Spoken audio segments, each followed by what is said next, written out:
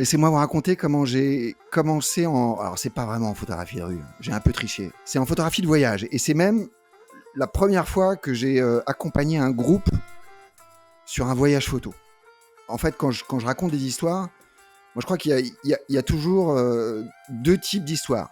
Il y a des histoires qui sont plutôt des inspirations, ce que j'essaie de faire d'habitude. Je sais pas si c'est une bonne idée, mais aujourd'hui, c'est pas vraiment de l'inspiration, c'est plutôt une alerte. C'est plutôt de la prévention. L'histoire commence en fait où j'arrive en haut d'une petite colline, avec au loin une montagne qui perce les nuages. Il fait 25 degrés, mais c'est un 25 degrés qui paraît assez frais pour la région en fait, parce que en fait on est au petit matin. Et moi je viens de me prendre mon matcha, et j'ai les épaules qui sont un petit peu fatiguées du shooting de la veille. Ça fait déjà une bonne semaine qu'on est en train de photographier. Et devant moi, à perte de vue, des chameaux.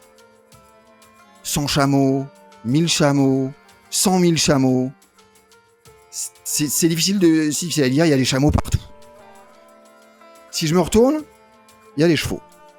Et en fait, je suis à Pushkar, le plus grand marché aux chameaux d'Inde, c'est sûr, mais probablement au monde. Et les propriétaires des chameaux, ils dorment dans les petites tentes.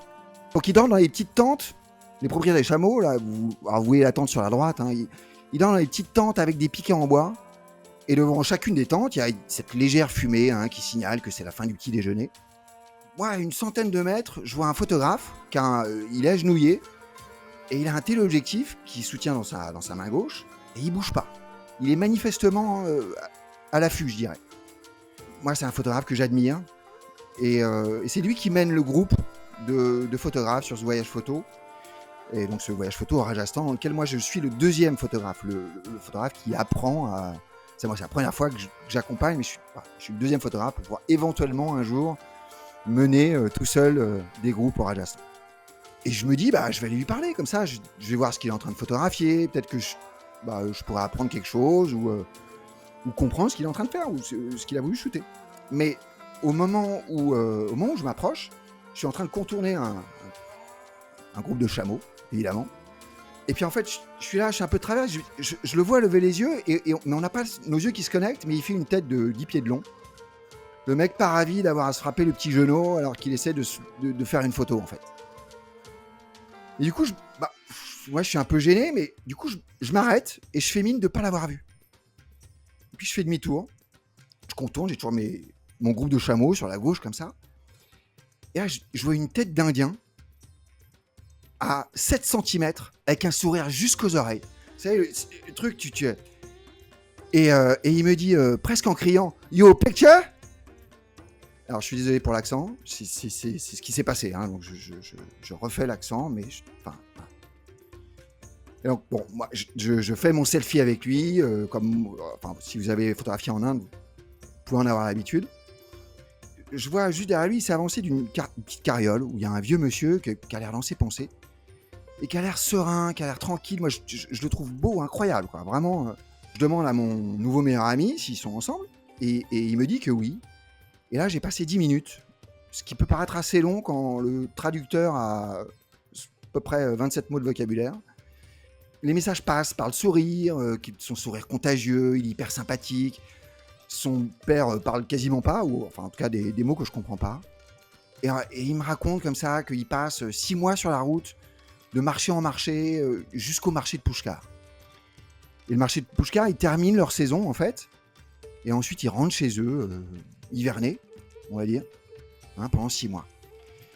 Ils voient leur famille en fait que 6 mois par an, et voilà, c'est ce qu'on appelle les semi-nomades, qui passent comme ça 6 mois sur la route, 6 mois chez eux, à vendre des chameaux.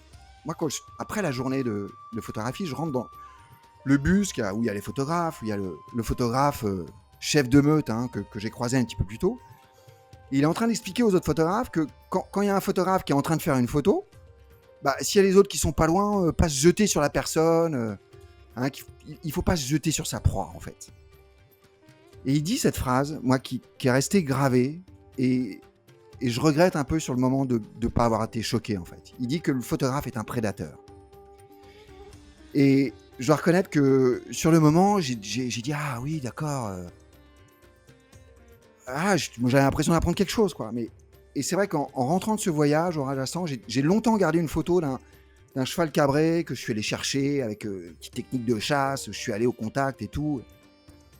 Et si dans ma photographie, moi, parfois j'applique des techniques de chasse pour obtenir des photos, je préfère retenir de ce voyage cette photo de ce monsieur, de cet homme, que je trouve bien plus belle aujourd'hui. Et même si elle est peut-être moins spectaculaire que mon cheval cabré. Et ce que je voulais vous dire aujourd'hui, et c'est comme ça que je voulais vous prévenir, c'est que les photographes de rue ne sont pas des prédateurs. La photographie, c'est d'abord ce moment que j'ai partagé avec ces gens, c'est un moment de partage à vivre avec les gens qu'on croise.